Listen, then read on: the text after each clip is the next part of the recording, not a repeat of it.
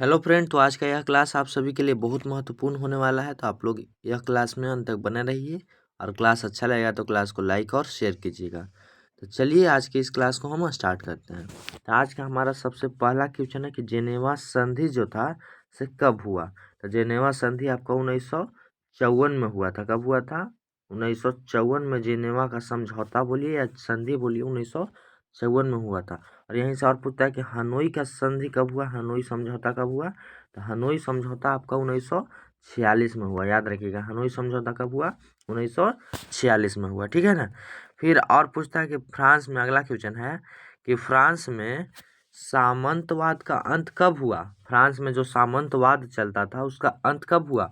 तो उसका अंत आपका 4 अगस्त 1789 ईस्वी को हुआ। 4 अगस्त 1789 ईस्वी को। और 1789 में ही सबसे पहला आंदोलन फ्रांस में हुआ था, क्रांति यानी हुआ था। और इससे और पूछता है कि नेपोलियन बोनापार्ट जो था से इसका जन्म कब हुआ। नेपोलियन बोनापार्ट का जन्म कब हुआ? तो इसका जन्म आपका 15 अगस्त हो जाएगा। 15 अगस्त 1769 में नेपोलियन बोनापार्ट का जन्म हुआ था। ठीक है ना। और जो नेपोलियन बोनापार्ट था फ्रांस के क्रांति में भाग लिया था, मुख्य भागीदारी इसकी थी। ठीक है ना। फिर है कि नेपोलियन संहिता किस वर्ष लागू हुई। नेपोलियन संहिता किस वर्ष लागू हुई? जब नेपोलियन राजा बना था, नेपोलियन बोनापार्ट क्रांति के बाद जब राजा बना था तभी नेपोलियन संहिता वो उसने लागू की थी।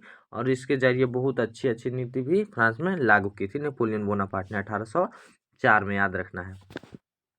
यह भी पूछ सकता है कि नेपोलियन संहिता किसने बनाया। तो नेपोलियन बोनापार्ट ने बोलना है। क्या? नेपोलियन बोनापार्ट ने बोलना है। ठीक है ना। ये नाम है। नेपोलियन बोनापार्ट का पूरा नाम है नेपोलियन दी बोनापार्ट है। ठीक है, याद रखना है। फिर है कि गैरीबाल्डी जो था से पेशे से क्या था। तो गैरीबाल्डी पेशे से एक नाविक था। पहले किसान था पर फिर नाविक बन गया था। ठीक है, गैरीबाल्डी पेशे से क्या था? तो नाविक था। समझ में आया होगा। फिर है कि फ्रैंकफर्ट की संधि, जो फ्रैंकफर्ट की संधि थी से कब हुई। तो फ्रैंकफर्ट की संधि आपका 1871 में हुई। कब? सन 1871 में आपका फ्रैंकफर्ट की संधि हुई थी। याद रखिएगा इसको। फिर है कि बिस्मार्क, बिस्मार्क जो था यहाँ पर हो जाएगा। बिस्मार्क प्रसा का चांसलर कब बना। बिस्मार्क प्रसा का चांसलर कब बना? तो 1862 में बिस्मार्क प्रसा का चांसलर बन गया। ठीक है ना। फिर है कि फ्रांस में किस शासन वंश की पुनर्स्थापना वियना कांग्रेस द्वारा की गई थी। तो आपका आंसर हो जाएगा क्या? बुर्बो राजवंश। ठीक है ना। यह हो जाएगा बुर्बो राजवंश। और इसमें से पूछता है कि वियना कांग्रेस का जो अध्यक्ष था वह कौन था। तो वियना कांग्रेस का अध्यक्ष आपका मेटरनिक था। कौन था? मेटरनिक। मेटरनिक से आप परिचित होंगे अच्छा से। इसका काल माना जाता है मेटरनिक का 1815 से 1848 तक के काल को मेटरनिक काल कहा जाता है। सब्जेक्टिव में भी पूछा जाता है, याद रखिएगा। और पूछता है कि वियना कांग्रेस कब हुआ। तो वियना कांग्रेस आपका 1815 में हुआ जब फ्रांस हार गया था। ठीक है ना। वियना कांग्रेस कब हुआ? 1815 में, जब फ्रांस हार चुका था।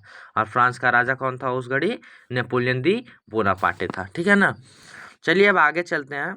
आगे है कि काउंट काबूर को विक्टर इमैनुअल ने किस पद पर नियुक्त किया था। तो प्रधानमंत्री के पद पर नियुक्त किया था। किस पद पर? प्रधानमंत्री के पद पर नियुक्त किया था। और यह सब क्वेश्चन बहुत महत्वपूर्ण है, आप लोग याद ही कर लीजिएगा यह सब क्वेश्चन। ठीक है ना। फिर आगे है जो मेजनी का संबंध था, मेजनी का संबंध किस संगठन से था। तो मेजनी का संबंध आपका कार्बोनरी संगठन से था। ठीक है ना। आपको होमवर्क रहेगा कि कार्बोनरी संगठन कब बना, या आपको कमेंट करके बताना है कि कार्बोनरी संगठन कब बना। ठीक है, क्लियर।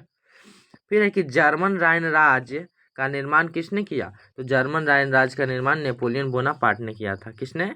नेपोलियन बोनापार्ट ने किया था। और इसी क्वेश्चन को उलट पलट कैसे भी पूछता है कि नेपोलियन बोनापार्ट ने किसका निर्माण किया। तो राइन राज्य का। क्लियर, राइन राज्य का ऑप्शन में आता है, राइन राज्य का मार देना है। ठीक है ना। फिर है कि जालवेरिन एक संस्था थी। किसकी संस्था थी? जालवेरिन। कहीं जॉल्वे राइन भी पूछता है। ठीक है ना। कहीं जॉल्वे राइन भी पूछता है तो आपको यह टिक लगाना है, व्यापारियों की संस्था थी। यह केवल किसके बारे में सोचती थी? तो व्यापारियों के हित में सोचती थी। आपका सब्जेक्टिव में पूछेगा कि जॉल्वेराइन क्या थी, तो जॉल्वेराइन जो थी एक व्यापारियों की संस्था थी जो व्यापारियों के केवल हित में सोचती थी। क्लियर है ना, कोई दिक्कत इसमें नहीं होगा।